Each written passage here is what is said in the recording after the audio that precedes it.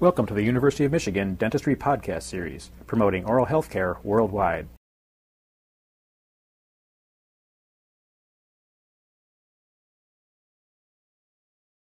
Treating palatopharyngeal inadequacy, a cooperative approach. With Dr. Brian R. Lang, Chairman, Department of Complete Denture, University of Michigan School of Dentistry, and Dr. H. Harlan Bloomer, Professor of Speech Pathology in the Department of Physical Medicine and Rehabilitation and Director of the Speech Clinic. The speech rehabilitation of patients who have palatal incompetence as a result of paralysis poses special problems for the speech pathologist. This is particularly true when the palatal weakness cannot be relieved by exercise.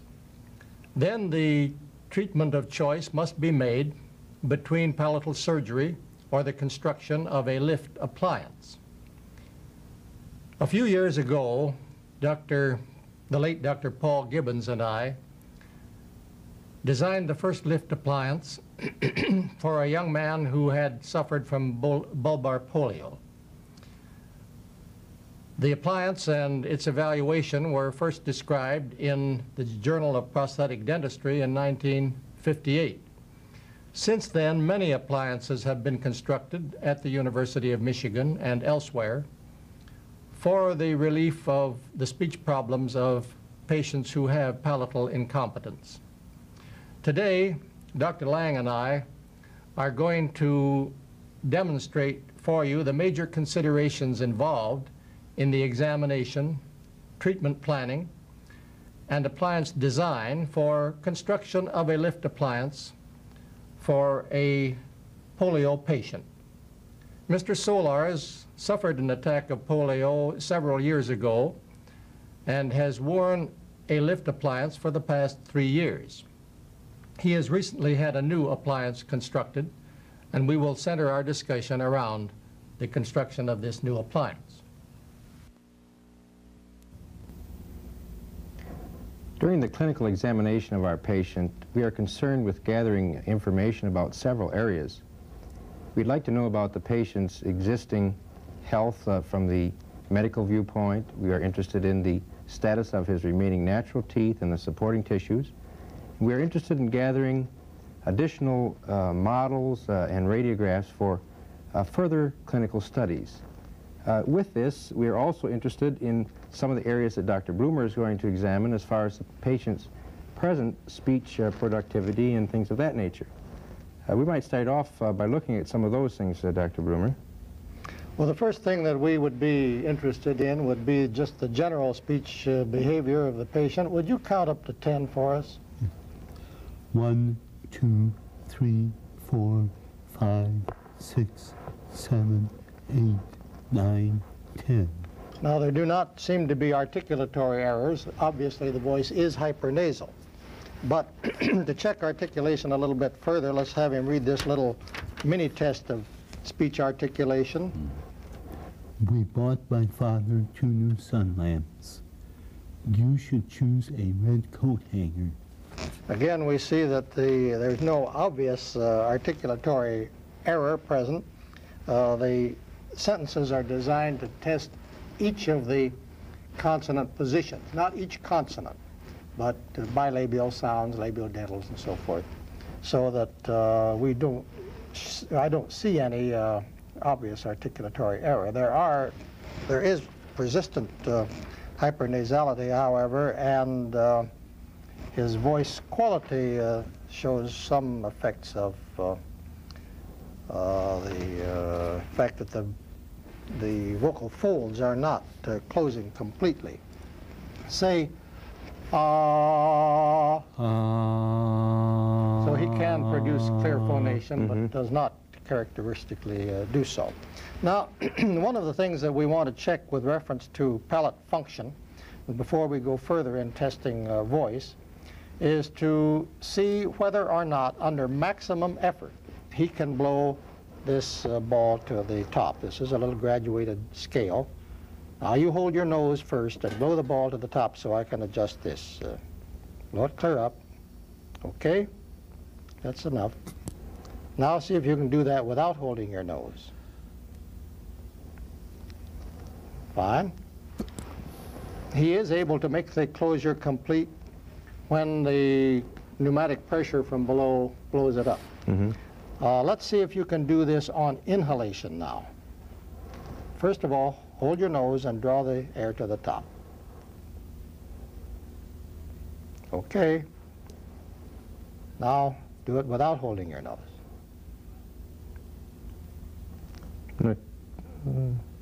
Well, he is able to do that.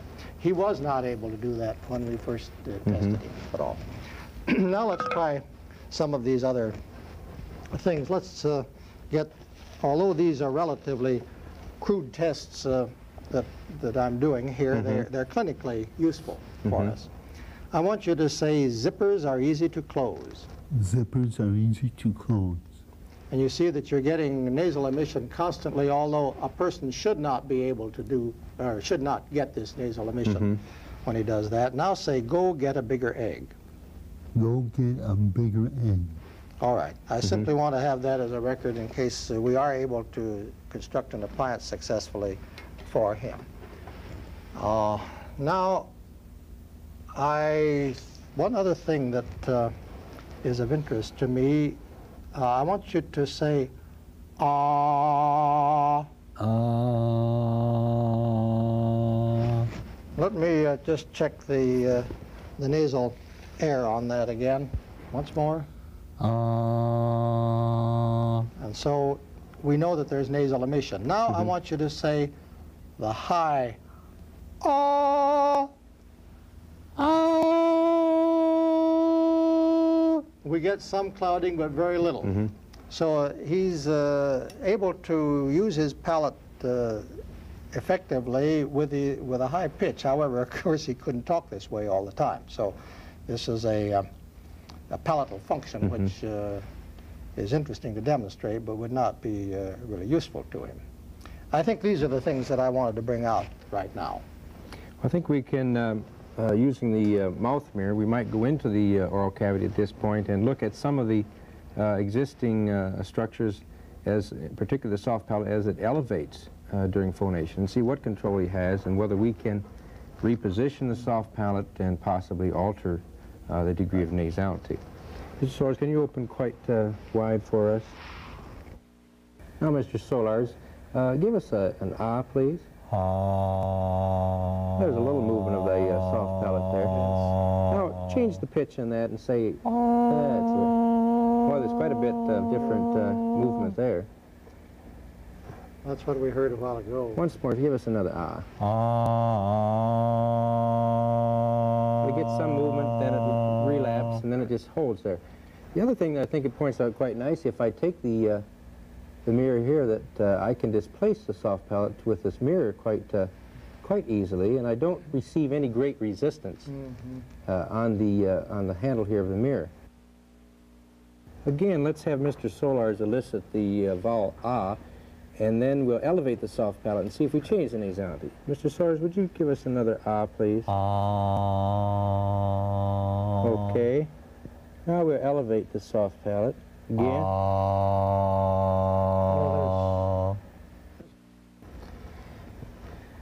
Okay, one thing further that I'd like to demonstrate is a little difference in the diadico-kinetic pattern, which I've observed in his case, and which may have some effect on the appliance. Mr. Solars, I'd like to have you say ta-ta-ta-ta-ta-ta-ta-ta as fast as you can go. Now I want to turn this a little bit to the right. Now do the same thing. Can you tip your head a little higher? Okay. Now I want you to say la la la la la la la la la la la. What I want to demonstrate is that forward thrusting pattern and the fact that he has difficulty in inhibiting his jaw movement. Try that again. La la la la la. Now can you inhibit the jaw movement when you do that? Try it again. Keep your jaw still. He can do it. Sometimes patients cannot if they've had any kind of nerve damage. Now, one further thing that I would like to Check is a list of words that we use for speech intelligibility. I won't have him read the whole list, but just read the first 10 of those, if you will, Mr. Solars, rather slowly. Not, say, mop, reel, cake, paw, vial, heat, look, kill. Thank you. There are 50 of those words. They're rhyming words. We play them to listeners, and they are to judge whether they can hear them rightly or not, and this is one way of getting an intelligibility test. So I thought we'd check him before and after he gets his appliance. So we'll have some objective evidence of the effect of the appliance. I think at this point we should go ahead and secure our impressions for the study models and go ahead and complete the detailed dental examination and see whether or not we will need to place any restorations and essentially complete the dental part of the examination. Good. From the dental point of view, the gathering of the diagnostic information that we performed in the clinical environment results in us following a particular treatment plan sequence. That sequence usually results in rendering the patient's remaining natural teeth in the state of health, evaluation of the supporting tissues, and then progressing from that point onto the prosthetic considerations. We have before us here a model of Mr. Solar's teeth in occlusion, and I think it points out some of the problems that one is faced with in the prosthetic considerations. The closeness of the bite, as you see here, this will present problems when we approach the proper undercut of this tooth for our clasping. Likewise, our indirect retainer, which we will be placing in this tooth, these are considerations we'll have to make clinically and create some sort of clearance so that the clasps can come through the bite. Likewise, on this side, you see a similar situation exists. We have a little better relationship back in this molar region, but up in the first bicuspid, we'll have to do some tooth modification in order to clear that bite. Now, you think you'll have no real problems of retention, though? No, I don't at this point. Nothing that will necessitate at least modifying the form of the existing natural tooth. Nothing drastic, anyway. This model is a little bit different than the conventional model that one secures in making an impression and then pouring the model, in that it has a section in the pharyngeal region which indicates a new position for the soft palate. Some other things that we should talk a little bit about, and that would be the configuration for the supporting framework as it comes across the hard palate in the posterior region here, and also up in this anterior area where the rugae pattern might be. We've talked in the past about the problems one can create for themselves by not designing the framework properties, as it might interfere with the rugae and articulation errors and things of that noise. I wonder if you might want to comment on that. Well, I was curious to know whether you would need to put any coverage here because, as you say, sometimes that does interfere with speech articulation. And, well, we will be covering the area. However, it will be rather thin and in two planes, covering this section of the hard palate and only back to approximately this region in here.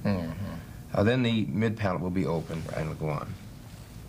I indicated that the position of the soft palate, as is designated here, is at an approximate height, and we determined this, as you recall, when we looked at the patient's radiographs and also when we elevated the palate clinically.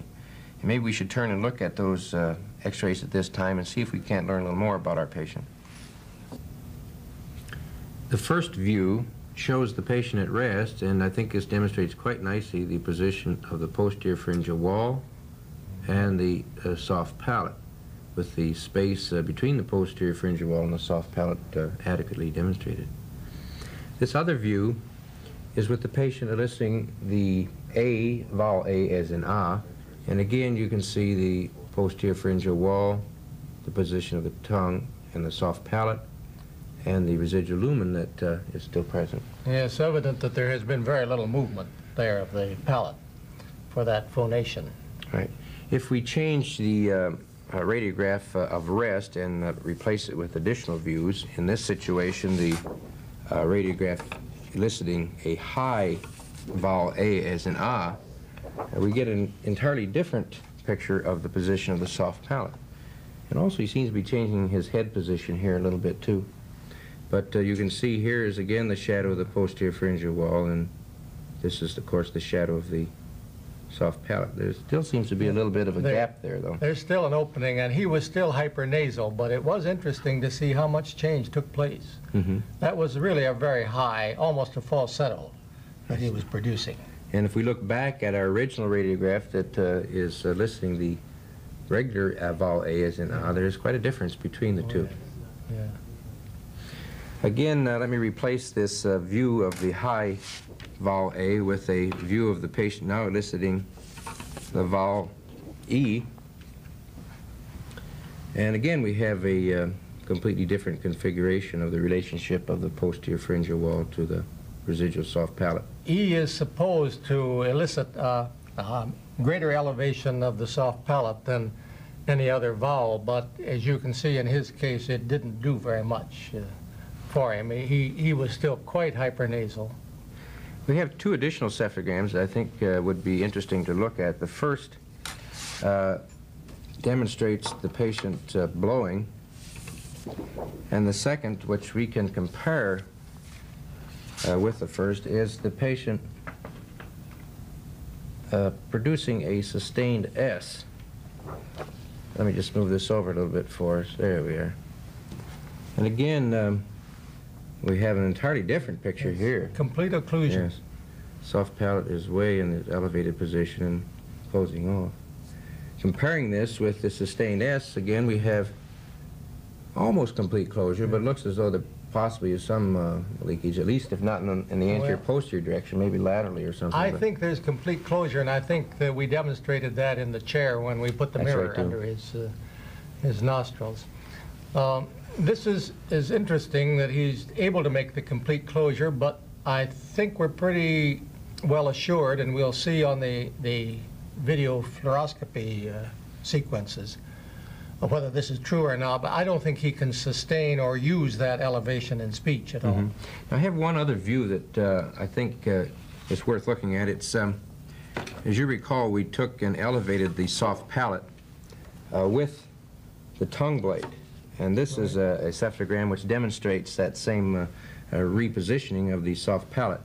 Here is the tongue blade, and of course we've positioned the soft palate in this configuration in relationship to the posterior pharyngeal wall.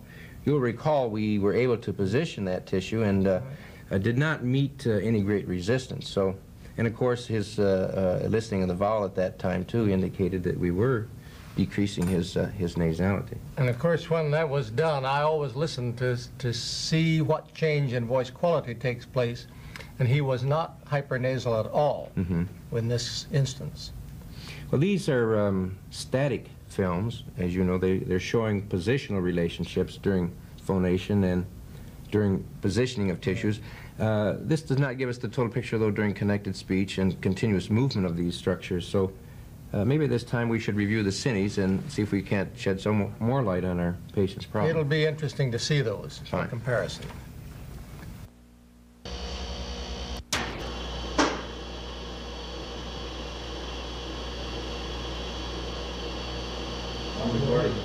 Will you count from 1 to 10? So 1, 2, 3, 4, 5, 6, 7, 8, 9, 10. Now the sentences. We bought my father 2 new sun lamps. You should choose a red coat hanger. Bobby pulled down 2 go-karts. The thing is very full. Send his shoe measure to Charlie Jones. Why won't you let her run? Mary never sang. Zippers are easy to close.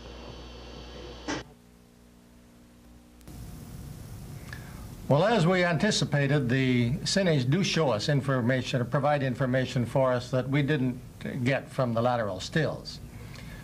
He has a good deal of control of the palate, but not sufficient to make complete palatopharyngeal closure, and I think you can hear from the voice quality that this is not really adequate speech quality for him.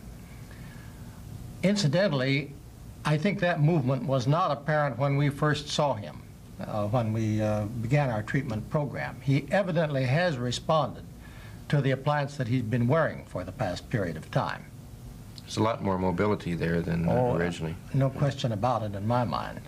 Maybe we should return to the clinic now and put the appliance in and see just what progress Mr. Solers has made over the past few years, and demonstrate again some of the same information we gathered in the cines and in the cephalograms.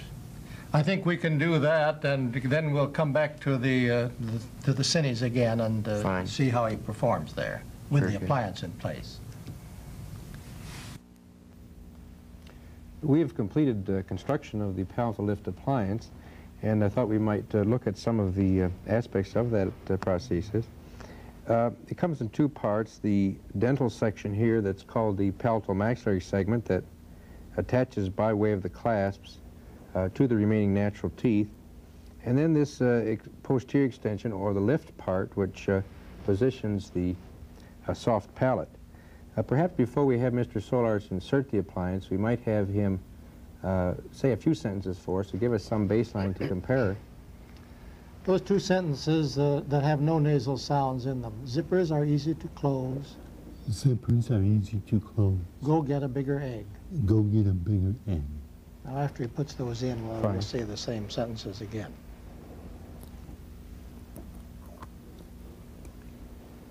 Now, zippers are easy to close. Zippers are easy to close. Go get a bigger egg. Right. There's quite a change there. Yeah, maybe we should have him perform on the blowing and the sucking test and see if that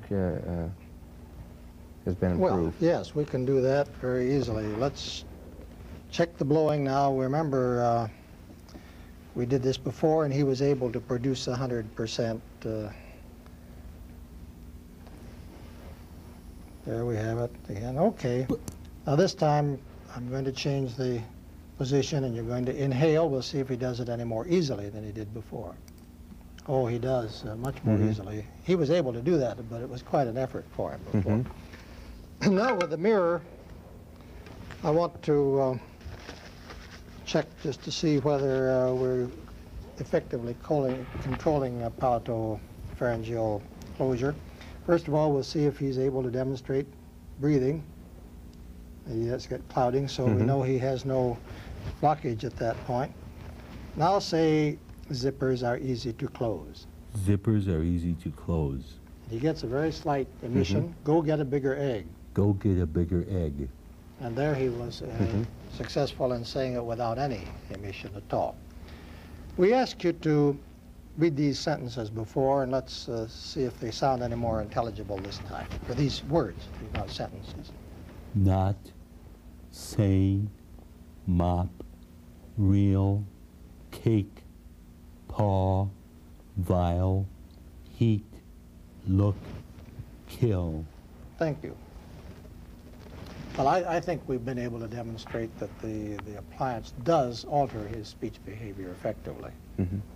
Maybe we should look and see the appliance in position and what's actually doing to the soft palate. Lean your head right back for me. Open real wide, please. You can see that the soft palate is elevated up and back in the approximate position with the posterior pharyngeal wall. Mr. Solers, would you say ah for us again, please? Ah. It's as though we're getting a slight amount of movement of the palate away from the lift. Right. Again, ah. Ah. Now would you also change the pitch of the ah? Ah. Again, we have some additional movement there. All in all, it has elevated the soft palate, I think, in the position we desire. Mr. Solers also demonstrates another situation that I think is worthy of note, and that is the way he holds his head during work and things of that nature while talking. It does affect his speech, and I think we might talk a little bit about that. Well, I think we can show that by means of the mirror. Will you put your head in the position that you characteristically use and say the sentences, zippers are easy to close and go get a bigger egg. Zippers are easy to close. Now, go get a bigger egg. Go get a bigger egg. Now, put your head back in a proper position for the appliance, and let's do the same thing. Zippers are easy to close. Go get a bigger egg. So Complete closure there? yes, we get an effective use of the palate. Mr. Solers also commented to us about the tiredness, the fatigue aspect of his speech and what effect the appliance has on that. I think maybe we might have him elicit in his own words a little bit about that. Mr. Solers, you indicated at one time that without wearing the appliance, after a period of time, you were very, very tired. Yes. And do you find that this has improved now with the appliance, and if so, how? Yeah, this is the biggest factor that I've noticed is the lessening of the strain and the fatigue, particularly at the end of the day with the appliance. Without it, I can't hardly talk at all at the end of the day. Do you do quite a bit of talking in your work? Yes, I do. Yes, that's my job. Talking. I think we might gather some additional information at this time. Repeat the cines we took without the appliance, and again the cephalogram series to evaluate what effect we are having with the appliance in position as far as palatopharyngeal closure is concerned. Right. Since our recent clinical visit with Mr. Solars, we have gathered some additional information, particularly in the form of radiographs and some cines. And I know you've gathered some additional speech examinations. I think it might be appropriate if we reviewed and summarized some of his accomplishments. In our speech evaluation, the last one with the appliance in place, we administered the same tests that we had administered prior to the making of the appliance. We saw that with the mini test of articulation, he did not have any obvious articulatory errors. We see that there is considerable change in voice quality, although there is occasionally some hypernasality, and we see that there is from time to time still some nasal leakage, as we saw on the nasal mirror. On the blowing tests, however, I think we were able to demonstrate effectively that even on inhalation now, with the assistance of the appliance, he's able to make a 100% closure. The most interesting thing, I think, that's come out of the speech testing is the results of the intelligibility testing. You will remember that we administered the Fairbanks rhymes tests. This was a 50-word sequence of rhyming words, and these were then played to listeners to make a decision as to whether they heard the word correctly or not. These are objectively scored. Without the appliance, he achieved a score of 92.48.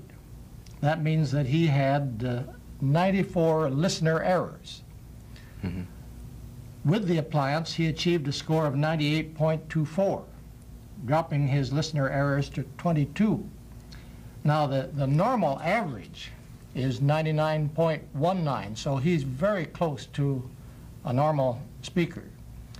And I think this is perhaps the most objective means we have at the present time of evaluating articulation from the standpoint of the listener.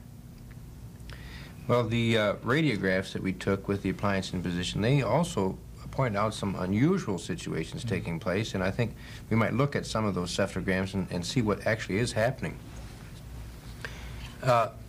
This is the film that was taken with the, as you can see, with the appliance in position, with the palate in the elevated relationship to, again, the posterior pharyngeal wall. Now, he is at rest at this point, of course, not producing any sort of a sound. And if we, as we can see, there's adequate space in this vicinity for comfortable nasal breathing. If we then compare this radiograph with the one in which he is now eliciting the vowel A as in ah, we see that there is some slight change, possibly posterior pharyngeal wall movement here to close the lumen, although this is still open and might be indicative of the nasal leakage that we saw clinically. He's still a little hypernasal. He was when that radiograph was made. Now, he does some other interesting things here. If we change the radiograph of rest for A as in ah, and he changes the pitch of the A, and again now you see a completely different situation here. There actually is a closure, whether or not this is again change in position of the head or change of the posterior pharyngeal wall or just what.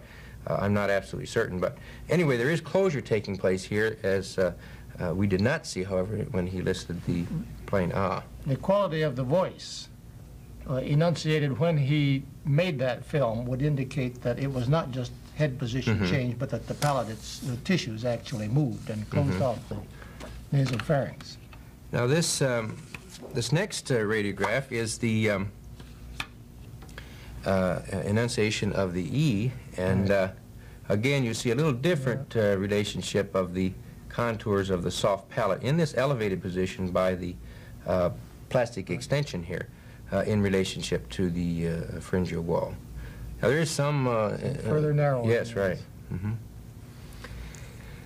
Two other radiographs that we did secure that I think we might want to compare to one another are this this view here, which is a sustained S, and I think we can compare that quite nicely with this radiograph here, which is the blowing situation.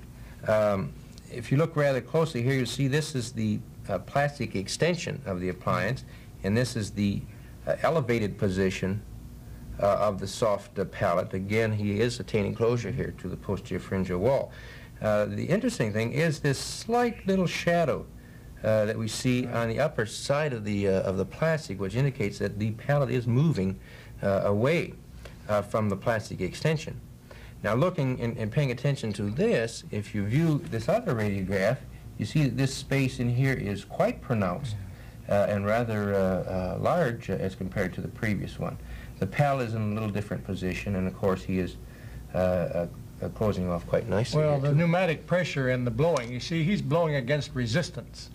In fact, he had his thumb in his mouth in order to produce that, and this is what you have to do in order to get that kind of film in most patients. Now, I'd like to also go back and to review two films, the original A as in ah, and compare that with a head position. In other words, he's producing the same sound, but he is changing his head relationship to the posterior spine area in the complete different arrangement that we see in the soft palate region. Here, as you can see, he's changed his head position completely and is definitely getting closure here, where in the original radiograph that we viewed, where he was assuming a restful position for him, he does not have the closure that we would like to see. This might be a training situation that could be improved. I think we'll see that demonstrated again on the cines. Maybe at this time we should go and look at those cines and again compare them to our previously taken ones. We'll make the same series with the obturator in place, so as to count from 1 to 10. All right. 1, 2, 3, 4, 5, 6, 7, 8, 9, 10. Now the sentences. We bought my father 2 new sun lamps. You should choose a red coat hanger. Bobby pulled down 2 go-karts. The thing is very full. Send his shoe measure to Charlie Jones. Why won't you let her run? Mary never sang. Zippers are easy to close. Now I want you to put your head forward and say, ah. Ah.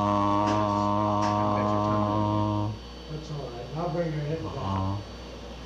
Now we have to. Okay, now. I'll say zippers are easy to close. Keep your head back. Zippers are easy to close. We bought my father 2 new sun lamps. We bought my father 2 new sun lamps. Say that again and keep your head back. We bought my father 2 new sun lamps. I think the fluoroscopic radiographs further emphasize some of the things you demonstrated with Mr. Solars clinically. to me anyway, it certainly indicated that our level of improvement is not exactly what we had thought, and that certainly we could help him with maybe an additional appliance modification. Yes, I agree. I think it shows us maybe three things that are of importance here. One is that we did not quite achieve the perfection that we were aiming for, but we think that that's still possible. Mm-hmm. Secondly, that there is possibility of further modification of the appliance itself, but perhaps most important of all, Mr. Solars is going to have to learn himself to make effective use of the appliance, whatever appliance is placed in his mouth. I think also the last area there in the films where he changed his head position was rather interesting. Perhaps some additional training in that area might be very beneficial. I think that taught us something. I don't believe we've observed that before in any patient that we've dealt with, and we'll be on the lookout for that possibility hereafter. By way of summary, I think that we might point out that when we started out to give this demonstration, we said we would examine the patient, would offer a treatment plan, and would pursue its execution. We have done this. You have seen, I hope, a marked improvement in his speech. There are obviously further things that can be done. We have to regard this kind of a treatment program as an ongoing process, which is possible to modify from time to time. This is one of the advantages of the procedure. We think that we have reached a point of stabilization at which we can now terminate our present treatment. You've been listening to a presentation from the University of Michigan School of Dentistry, which is dedicated to supporting open learning and open educational resources. This recording is licensed under the Creative Commons. It may be reused and redistributed for nonprofit use. Please attribute materials to the University of Michigan School of Dentistry and redistribute under this same license. For more information on how this and other University of Michigan School of Dentistry recordings may be used, visit www.dent.umich.edu/license.